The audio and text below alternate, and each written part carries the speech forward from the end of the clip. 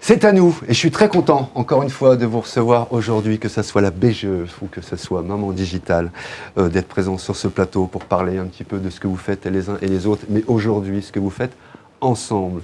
La BGE nous a habitués de travailler beaucoup en partenariat avec le monde économique, et encore aujourd'hui, la BGE a décidé, il y a quelques semaines en arrière, de rentrer en partenariat avec Maman Digital. Pourquoi, Monsieur le Président ?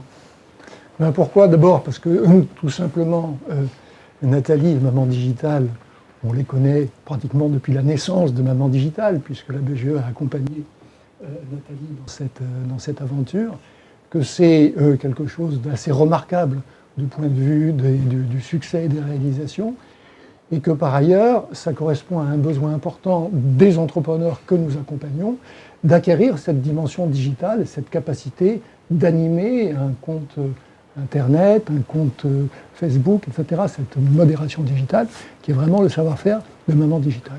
Et donc, donner aux personnes qui ont été formées à Maman Digital un terrain d'expérimentation, un terrain de formation, un terrain d'entraînement à travers les entrepreneurs que nous avons accompagnés, ça coulait de source, en quelque sorte.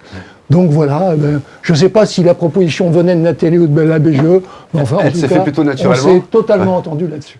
Elle s'est fait complètement naturellement, effectivement. Alors la BGE, quand même, pour ceux qui ne connaissent pas la BGE, est-ce qu'il y en a encore qui ne connaissent pas la BGE Nièvre-Yonne ? Figurez-vous qu'elle accompagne les entrepreneurs, en l'occurrence, sur des projets. Donc ceux qui veulent monter, qui ont un projet d'entreprise, petite, moyenne ou grande, c'est plutôt petit, moyen sur les entreprises, c'est ça, sur l'accompagnement ? On accompagne un grand nombre d'entrepreneurs qui sont des petits entrepreneurs, au moins au départ. C'est ça. C'est bon, quelquefois, il y a un salarié ou deux qui viennent assez rapidement, mais voilà, il y a beaucoup de gens qui s'installent, qui se mettent à leur compte, un ou à deux. Pour donner un ordre de grandeur, sur Lyon et sur la Nièvre, parce que nous sommes un peu comme d'ailleurs le torréfacteur dont vous parliez tout à l'heure. Nous sommes originaires de la Nièvre et nous nous sommes installés dans un deuxième temps dans Lyon. Mais nous sommes en même temps restés dans la Nièvre, contrairement à lui. Oui, puisque... Donc aujourd'hui, nous sommes sur les deux départements. Et sur Lyon, c'est à peu près 1500 personnes que nous accompagnons par an. Quand même. À travers les 5 conseillers que nous avons sur Lyon. Et là, on ne parle que de Lyon, les 1500. Que de Lyon, mais par contre, tout le monde ne crée pas. Oui, bien sûr. Parce que nous sommes, quelque part, BGE, on peut dire, c'est booster et garant de l'entrepreneuriat. Booster, on va aider, inciter les gens à s'installer, bien sûr, mais garant, on ne va pas les amener à faire n'importe quoi. Donc, quelquefois, finalement, la conclusion du travail d'accompagnement, c'est qu'il vaut mieux faire autre chose. Oui. Donc, on ne veut pas créer, et ça, vous leur dites, après formation, créer des après entrepreneurs études. pauvres. On ne veut pas créer des entrepreneurs qui ont du mal. Donc, voilà. Donc, quelquefois, ça aboutit. D'autres fois, ça n'aboutit pas. Donc, effectivement, en nombre d'entreprises créées, c'est plutôt 350. C'est énorme. Mais par contre, en retour positif vers l'emploi, on est plutôt du 80%. Parce que quelquefois, à travers un accompagnement et les savoir-faire acquis lors d'un accompagnement, les gens vont se rebooster et derrière trouver un emploi salarié. D'autres opportunités. Et puis ça peut être un projet repoussé à plus tard, puisqu'il faut peut-être qu'il soit plus mûri. Éventuellement. Merci pour cette précision. C'était important, Monsieur le Président. La plus connectée d'entre nous, ici, c'est Nathalie Grimaud-Morvillez, évidemment, avec Maman Digital, qui forme les mamans au métier du community manager. C'est ça, Nathalie ? Exactement, tout à fait. On a pour objectif de former donc, les mères qui souhaitent à la fois concilier leur vie perso et leur vie pro au métier de community management, qui est un métier qu'on peut faire de n'importe où, à partir du moment où on a une connexion Internet, bien sûr, et puis un téléphone portable et ou un ordinateur, et qu'on peut faire surtout à des horaires qui ne sont pas forcément des horaires de bureau. Donc on peut complètement aménager sa vie perso et sa vie professionnelle, et ne plus avoir à choisir, comme je dis souvent, entre la working girl des années 80 et puis la mère au foyer. On peut tout faire aujourd'hui. Maman Digital, vous formez des community managers. Moi, je me pose souvent la question, peut-être que ceux qui nous regardent se posent aussi la question, c'est quoi un community manager ? C'est une super bonne question, effectivement, Miguel, puisque c'est un nouveau métier. Il faut savoir qu'il y a 15 ans, Facebook n'existait pas. Voilà. Donc, ce métier-là n'existait pas non plus. Et puis, il a commencé à émerger il y a une bonne dizaine d'années. En fait, c'est le gestionnaire des réseaux sociaux. Donc, il va où elle va, puisque moi je forme plutôt des mamans, donc gérer pour des entreprises, des marques, ça peut être même des associations et des personnalités. Parce que par exemple, Emmanuel Macron a ses propres équipes de community managers pour être présent sur Facebook, LinkedIn, etc. Et donc, la personne va gérer au quotidien les réseaux sociaux pour une entreprise. Mais alors ça veut dire, c'est une question qui vient à l'instant de... Ça veut dire qu'ils ont les codes et les accès personnels de l'entreprise ou de la personnalité? Alors, attention, parce que par exemple, lorsqu'on est sur Facebook, on a deux profils différents. On a le profil personnel. Par exemple, moi, je vais avoir un profil Nathalie Grimaud personnel. Et ensuite, j'ai une page Maman Digital. Donc, ma community manager, je vais gérer la page. Elle va avoir accès à la page. Mais elle ne va pas avoir accès à mon profil personnel. D'accord. Elle sera ou animatrice Exactement. D'accord. OK. C'est important parce que des fois, on se dit, on donne tous les accès, les comptes, il peut se passer n'importe quoi. D'accord. Et ça, évidemment, vous les formez, j'imagine, aussi sur tout ce qui est droit, comment de diffusion, droit de tout ça. Droit à l'image, c'est des sujets qu'on aborde énormément parce que souvent, lorsqu'elles arrivent, elles ne savent pas qu'on ne peut pas prendre une photo, par exemple, sur Google et l'utiliser professionnellement. Donc, on leur explique sur quelle plateforme aller, comment faire, si on veut des images libres de droits gratuites, si on est prête à payer, etc. Voilà, il y a plusieurs possibilités. Mais oui, on les forme sur tous les aspects du community management qui est très vaste.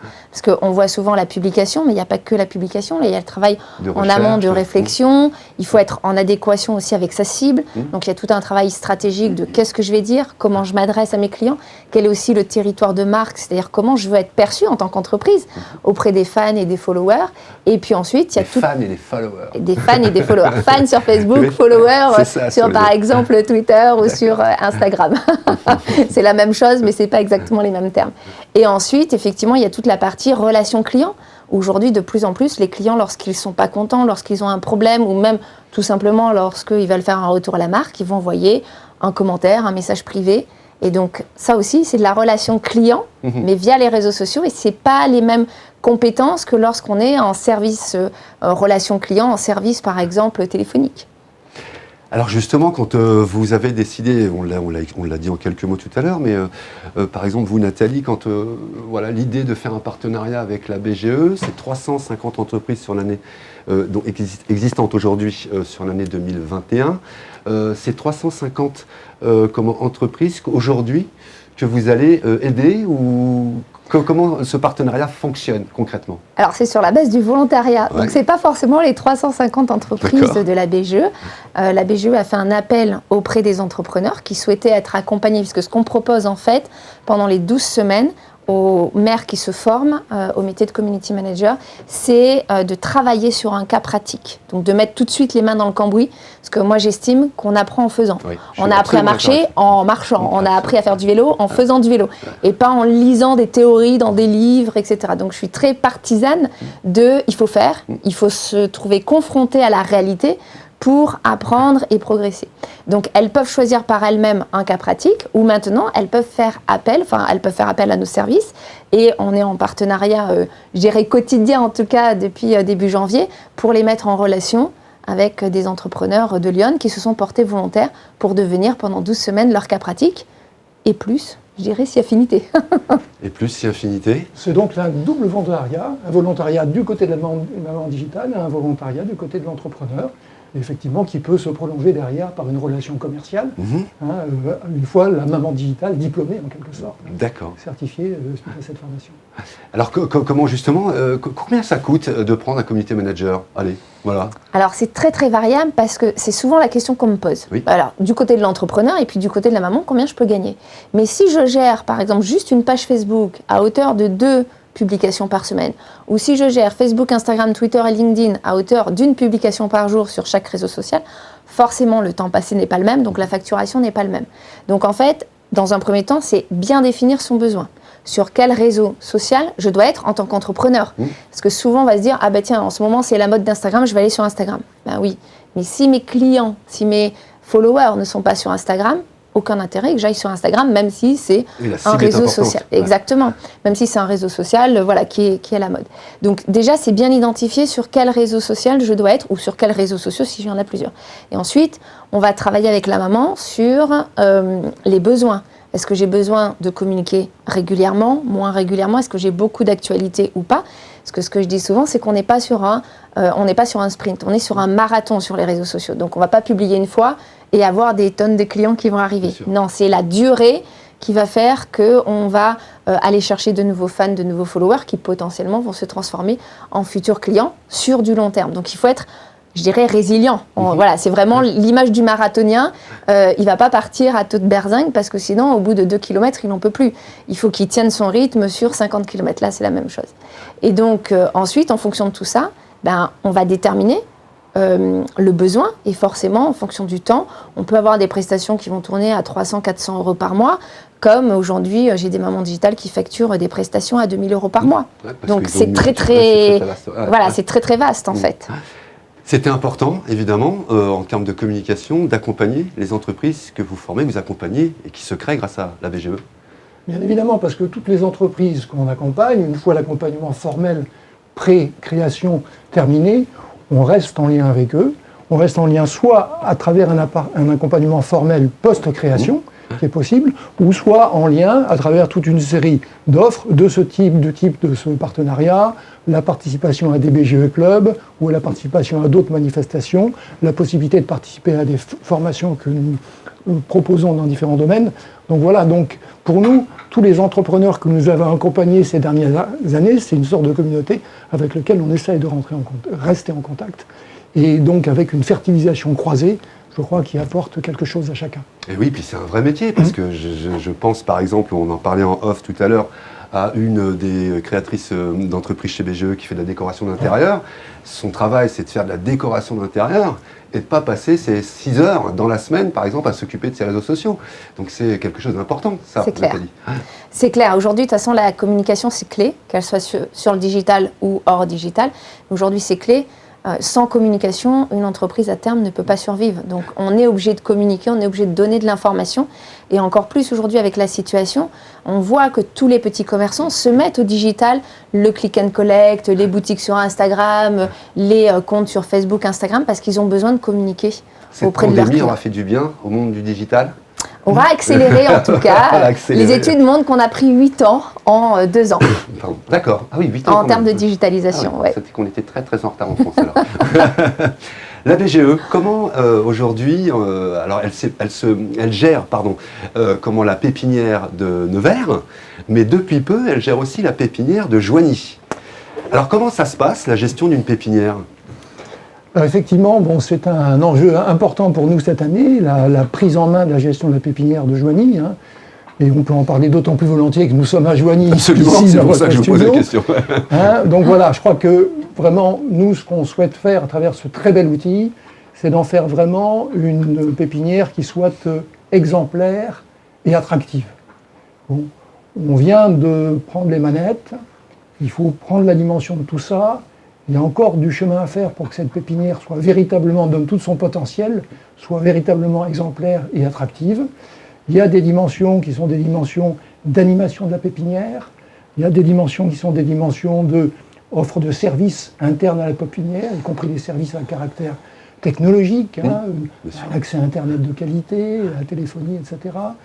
Il y a toute une série de choses. Attirer, accueillir les bonnes entreprises, et notamment un accent fort sur les entreprises qui sont de création récente. Les entreprises pas forcément start-up.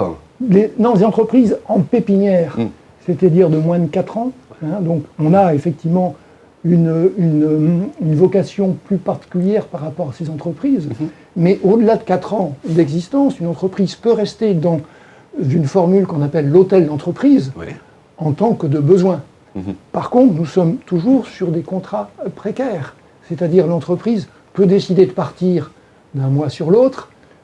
Nous pouvons aider l'entreprise à trouver des locaux ailleurs pour avoir quelque chose d'un peu plus pérenne et pour avoir toujours cette capacité d'accueillir des entreprises en création et d'avoir cette capacité à contribuer au renouvellement du tissu entrepreneurial du jeu. C'est un tremplin en fait. Voilà, c'est ça. C'est ça, c'est vraiment la vocation. Et on essaye de jouer aussi cette vocation en liaison avec un emplacement qui est exceptionnel, puisque nous sommes vraiment sur le pied de la gare, en quelque sorte, avec un bel emplacement. Oui, Paris et Joigny, ça se fait en des entreprises qui sont en affaires avec Paris, ou qui sont même implantés à Paris, de pouvoir avoir ici un terrain d'accueil avec un bureau et avec toute une série de facilités. Justement, une question qui me taraude. On est au pied de la gare. Est-ce que c'est bruyant à la Pépinière? Est-ce qu'on entend les trains passer tout le temps? Non. Ah non, parce que c'est important de le dire ça, parce que beaucoup s'installent et ont besoin de calme et éventuellement, non, on n'a pas cette... Non, et puis on a effectivement des bureaux qui sont du côté des voies, et puis de l'autre côté on a des ateliers qui sont plus calmes, et donc dans lesquels on peut même imaginer que des activités à caractère audiovisuel puissent s'installer. Écoutez, ma foi, c'est une affaire à suivre.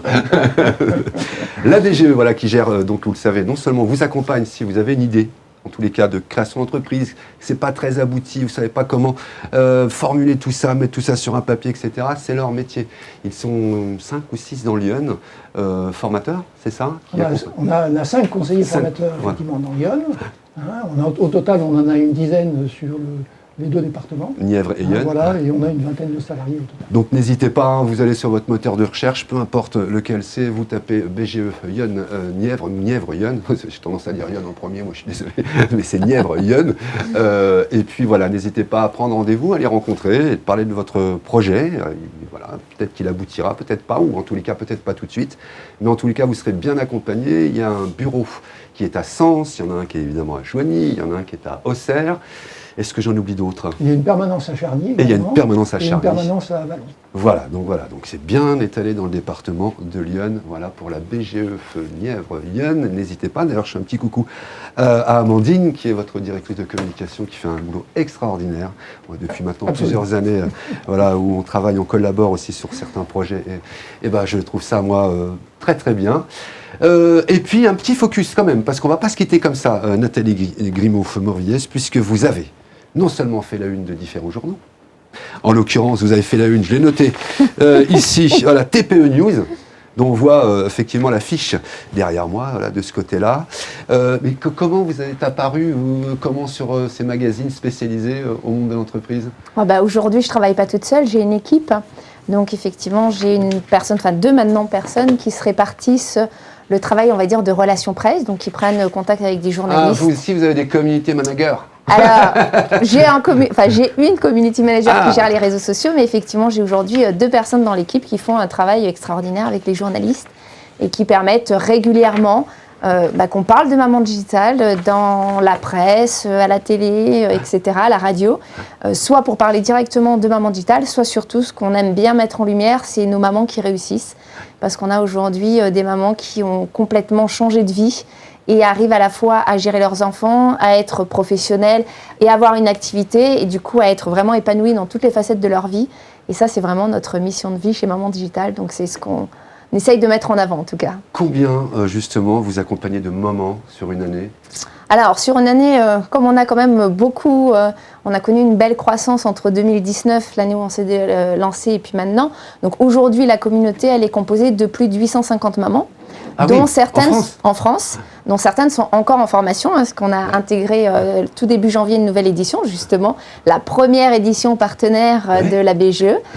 Donc régulièrement, voilà, on a des nouvelles éditions qui sont lancées, et aujourd'hui, on a vraiment beaucoup de mamans qui se posent la question de travailler différemment, qui souvent ne savent pas comment faire et qui trouvent une solution avec Maman Digitale. Parfois c'est temporaire parce que ça leur ouvre une visibilité ou en tout cas une appréciation un petit peu différente du monde du travail et ensuite elles vont aller chercher d'autres compétences dans le monde du digital ou parfois voilà, elles se lancent à 100% en tant que community manager et elles changent complètement, je dirais, d'activité, parce qu'on a beaucoup de mamans qui viennent du secteur de la santé, du secteur administratif, du secteur scolaire, par exemple, et qui donc changent vraiment, font un virage à 360 dans leur vie professionnelle. Donc un ordinateur en face de soi, le berceau de l'enfant à côté, et on arrive à travailler tout en s'occupant de ses enfants à la maison. Exactement. En étant un petit peu organisé, justement ce matin on avait une visio en fait, organisation avec certaines mamans. Bien sûr, il faut être organisé, il faut avoir des temps pour travailler, des temps avec ses enfants, on ne peut pas faire les deux en même temps, mais oui, on y arrive et on y arrive même très bien.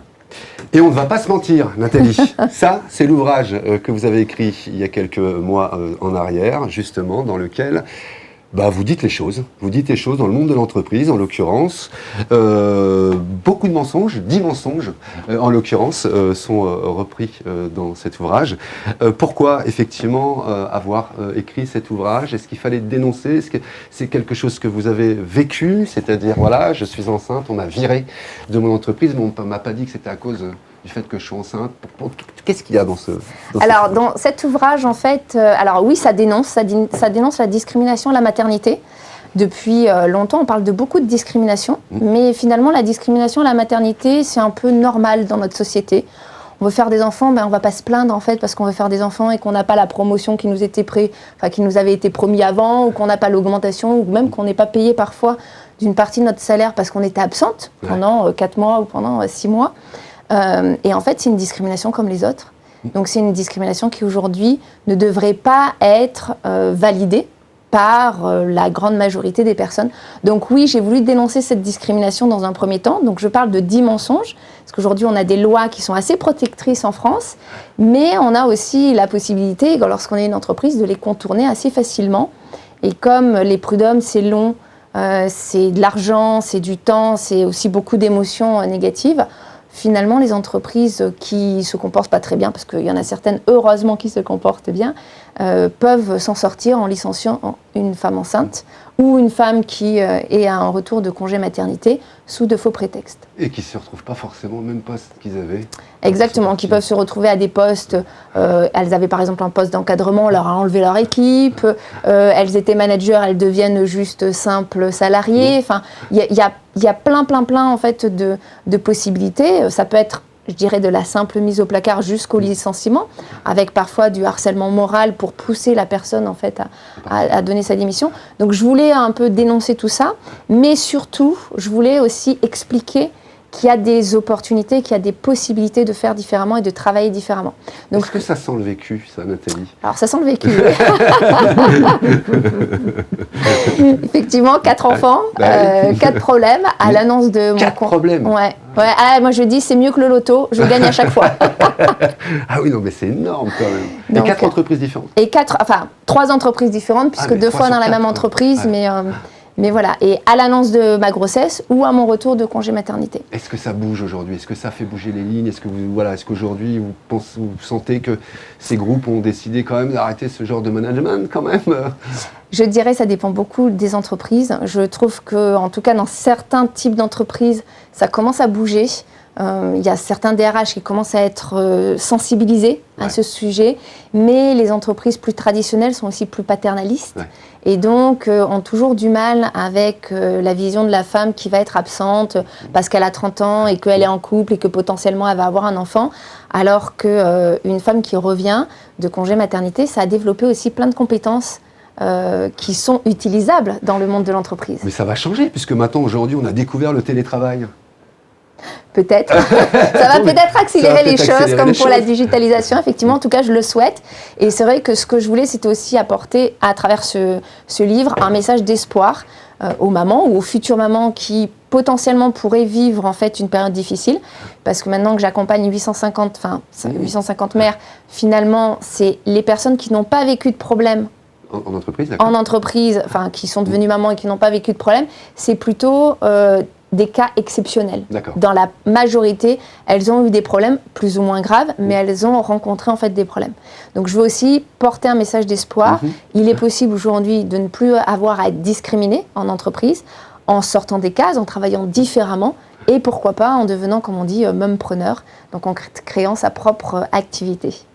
Maman Digital, pareil sur votre moteur de recherche, vous tapez Maman Digital, vous avez besoin d'un renseignement, il y a tout ce qu'il faut sur les réseaux sociaux, bien évidemment. Et puis c'est un ouvrage qu'on peut retrouver où? On va pas se Alors aujourd'hui, on peut l'acheter directement sur Amazon puisqu'il est en auto-édition. D'accord. Donc voilà, il est disponible et vous l'avez en quelques clics et en quelques jours, je dirais, chez vous.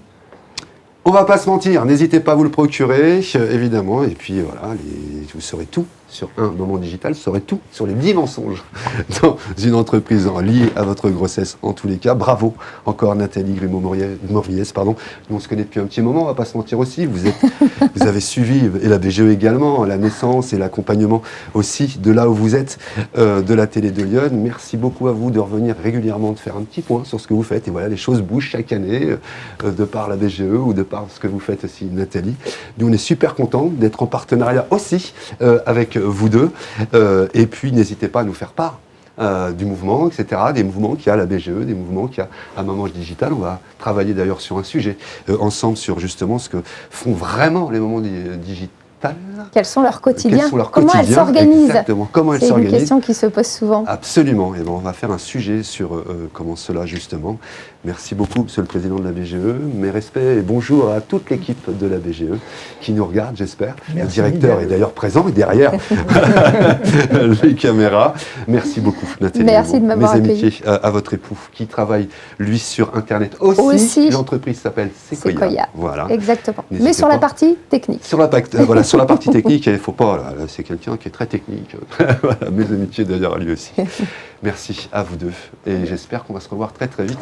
Je crois qu'on a des projets en commun. On a des sujets en cours. N'hésitez pas évidemment à partager cette chronique. Les 5 dernières minutes, c'était aujourd'hui Moment Digital en partenariat avec la BGE Nièvre-Yonne. C'était les 5 dernières minutes. Oh.